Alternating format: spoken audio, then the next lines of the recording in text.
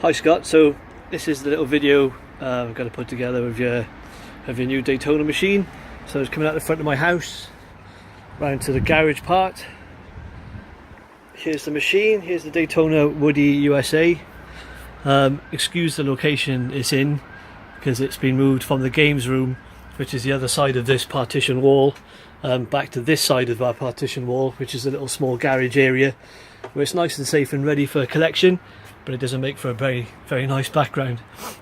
But here's the machine. As you can see, it's the Wood Daytona USA that you've seen when it was in the games room. So let's have a little walk around. So I've left the back off so you can have a look inside. So on the back we've got the amplifier. It's a 2.1 amplifier supplying 4 speakers. So the left and right will supply the front left and the back left, and the right front and the back front. That's the sound in, that's the subwoofer out, sorry you can't see, that's the subwoofer out, that's the sound in. These are the out wires, so you've got right front and back out, and left front and back out, and then power in, obviously the controls on the front. So if we drop down, I've taken the back off so you can have a look inside. It's quite dark in here. So we've got the speaker wires. These are going from the amp to the speakers in the seat, and these are going from the amp to the left and right speakers in the front. This is what's mounted in the back of the LCD screen. It's just a little wooden frame that I've put together holding it in place. It's just nice and secure, it's not going anywhere. So that's the back of that.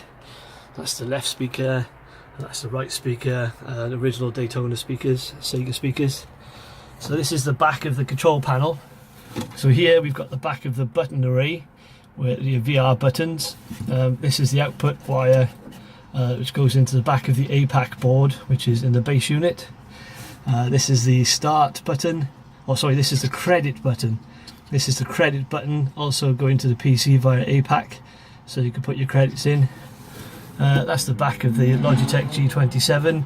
This is the gap around it where it's been cut to the line of the original Sega wheel. Obviously that cut is bigger than the housing for the wheel, so I never got around to filling that in, but it wouldn't take a lot to finish that off nicely. That's the back of the gear, the shifter. Same thing, the old shifter's been cut out, so this Logitech shifter's been put in. There's a gap there, but that can be filled in. It wouldn't take a lot to fill that in nicely, so it's nicely blacked off. This is the power pack to the Logitech wheel. There's not much more in the back of there to talk about. So if we come down a level, it's the back of the pedals.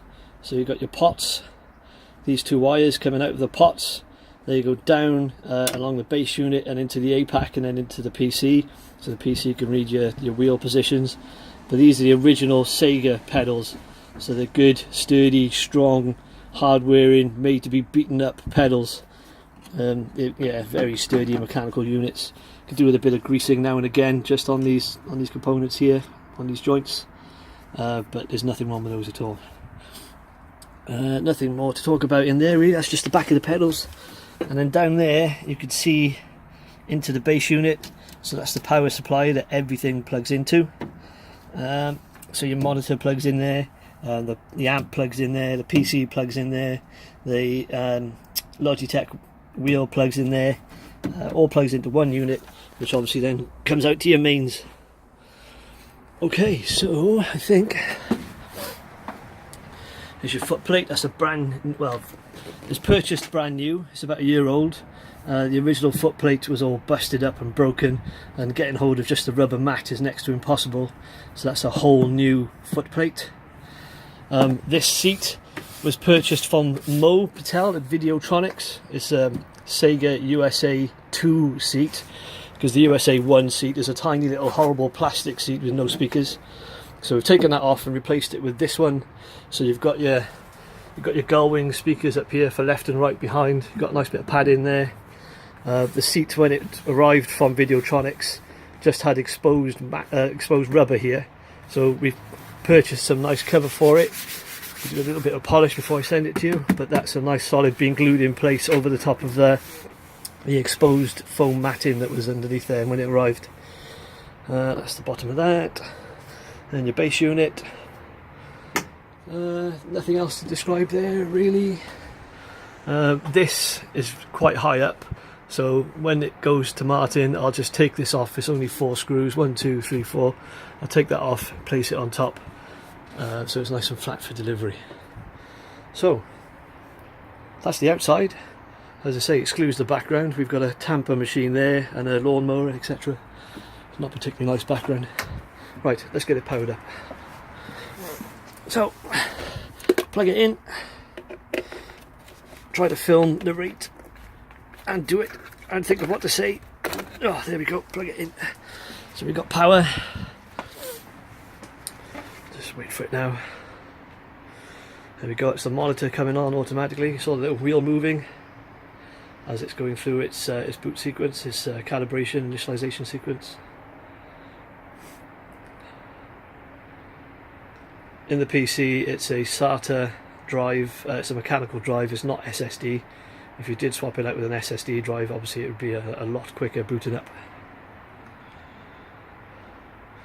It's Windows 10.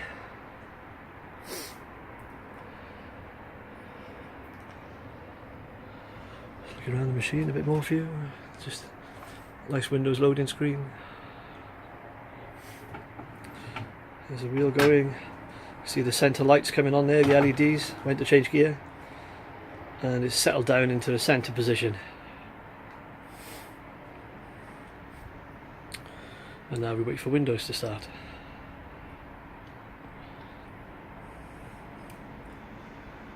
There we go, please wait. You notice that the monitor and the computer have turned on literally just by plugging in the mains in the back. There's nothing more to do. It all powers up itself. The Windows account is called Driver. There's no password, so it just boots straight into the Driver account. And it'll boot to the desktop, and then it's being configured to start the M Galaxy front end. It's not the emulator, obviously, it's just the front end that controls the emulators. And that will start straight away as soon as Windows is finished starting. You do get a moment to look at the icons I've put on the desktop to the configuration options. Now we wait some more. Yeah, if you swap this out to a solid state hard drive, it would boot probably in under 20 seconds. Okay, here we go. If you can see this, you've got the M Galaxy app itself. That's going to start in a second. There's a configuration app, sorry, that's the configuration app for it, that's the app itself. So if you wanted to change any of the M Galaxy mappings from controls to the menu system, that's the app you want. Over here, the Logitech G27 racing wheel. This one underneath is the pedals. So the APAC board is seen as an Ultimark controller.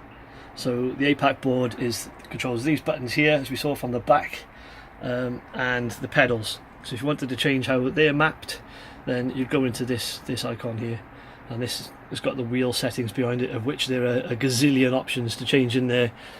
So force feedback strength, dampening strength, left spring, right spring, centre spring, all these buttons here that's on there, how these lights work if you want them to work, these pedals for gears is in this app here. As I'm sure you already know, there's a whole raft of settings that you could change in there. Okay, any minute now, M Galaxy is going to start up. There we go, it's coming in. Okay, so we've got the M Galaxy menu system started. So what I'll do before we do anything else is flip around the back and turn the amp on. Just turn the amp on. Let's make sure he's nice and loud to annoy the neighbours. I'm sure they'll appreciate that. There we go, I'll turn the sub up a bit. Okay, so that's the amp on. So come back round. Okay, it boots to the PC games menu, because this front end supports many different systems, so MAME, Sega Model 2, Sega Model 3, PC, etc, etc. So this is the PC games menu that it's booted straight into. I put these couple of games on there. They don't run particularly well because the PC is not strong enough really to run them, but they do run. So to navigate the menu system, I've mapped it to the D-pad on the gear stick. So left and right on the D-pad. There we go. So that's changed to, what are we in there? We're in the main menu. So in the main menu there's a whole bunch of games I can move up them using up and down on the D-pad. So if I keep pressing that, I can't really get them both in at the same time. But up and down on the D-pad is changing the game that you want to play. So I've loaded it up with obviously the best racing game that ever was, Outrun. So if you hover over the menu, I've configured it to play a little Outrun video, and you can hear the speakers going. Power Drift. I'm not very good at Power Drift. So that's Power Drift, Road Blasters, all the MAME. I haven't got shots for all of them, but you can configure that in the M Galaxy settings. I think it's an XML file that you just point to the video or the picture. There we go, Chase's Cube, another classic. So if I press right, then I've gone into the Model 2 emulator, or Model 2 menu, so you can see Model 2 up here.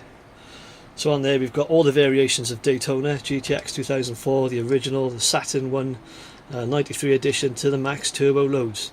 The other Model 2 games, Indianapolis, Over Rev, the classic Sega Rally Championship, Touring Car Championship and Super GT, these all run perfectly using this machine. But the main one I'd say you want is that one. So that's that one. If I go right one, I have got the Sega Model 3 games and emulator set up in here as well.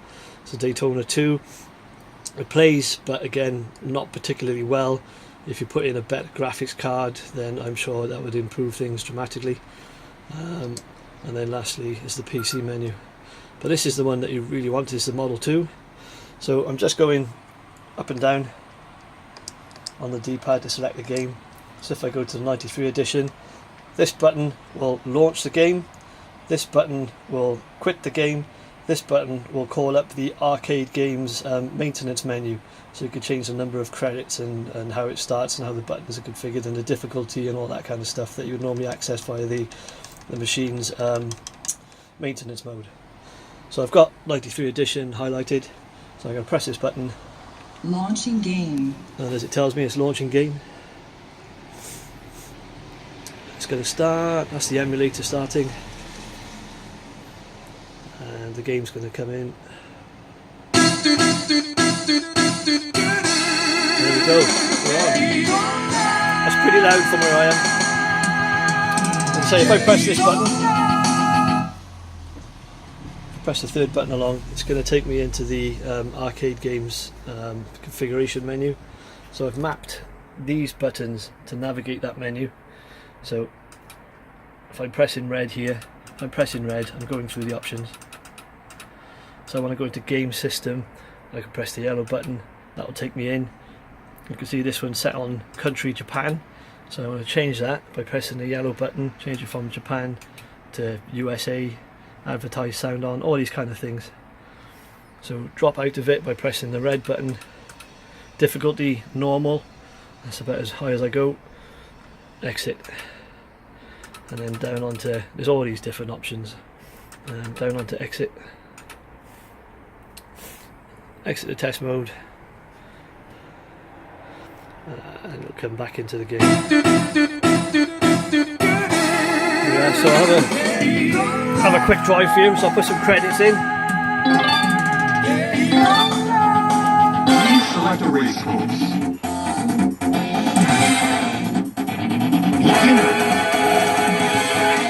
Please choose manual and automatic. Gentlemen, start your engine.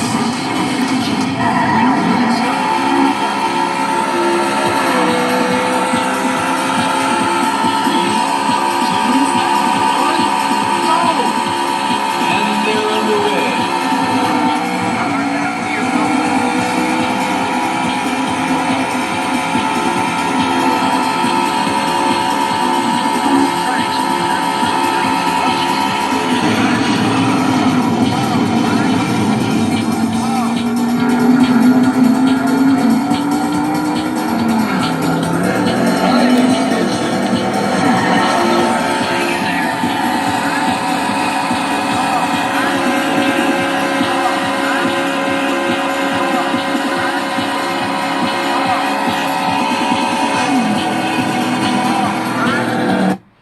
Okay, so just quick example of the game. I pressed the quit button out there, which was this button. Let's try one of the others just quickly. Let's go into normal Daytona USA. Start that. Launching game. Yeah. Okay, so the Daytona USA, as you can see, it's in 16:9. The Daytona USA 93 edition stayed in 4:9. Not quite sure why that is. Probably go into the Sega Model 2 emulator and change it for 93 edition. Probably just forgot to do that one. As you can see in the straight Daytona USA version, it is 16:9, is it? I can't remember. 4.3 and 16:9, isn't it? This is in 16:9. So put a credit in. Please select a race home. It's really loud. Please choose manual or automatic transmission. Gentlemen, start your engine.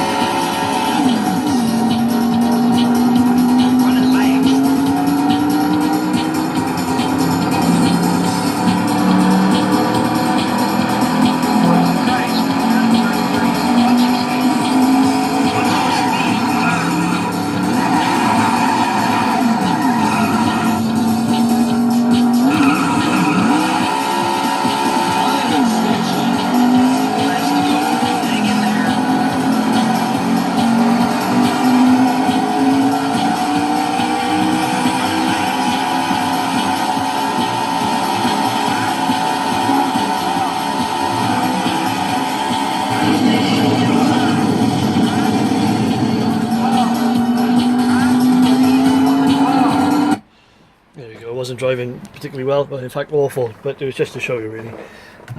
So if I go to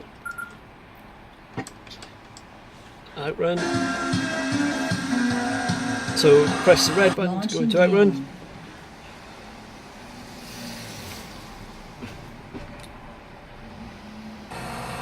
There we are, we got the best game, best racing game ever. Put some credits in. Magical sound shower, which way is that way? That's that way. Push start button. Get ready. So the gears on this one is up and down on the flappies. That's how I've configured it. But you can change that, of course. So this is using the MAME back-end emulator, not the Sega Model 2. Into high gear.